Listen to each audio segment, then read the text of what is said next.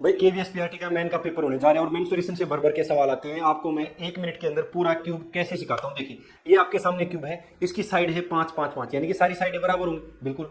अगर आपको वॉल्यूम निकालना है यानी कि आयतन निकालना है तो क्या क्या करोगे, साइड की क्यूब यानी कि जो भुजा है उसको 3 बार गुणा कर देंगे। 5 है तो क्यूब करेंगे 125 सेंटीमीटर क्यूब, वॉल्यूम हमेशा क्यूब में आता है। उसके बाद total surface area, total surface area निकालेंगे 6s स्क्वायर यानी कि 6 गुणा में साइड का स्क्वायर। तो आप देखेंगे साइड है 5, 5 का स्क्वायर 25, 6 को किससे 25 से गुणा करेंगे सर 150 सेंटीमीटर स्क्वायर। अब क्षेत्रफल हमेशा स्क्वायर में होता है क्योंकि 2 साइडों की गुणा होती है, वॉल्यूम हमेशा क्यूब में होता है क्योंकि 3 साइडों की गुणा होती है।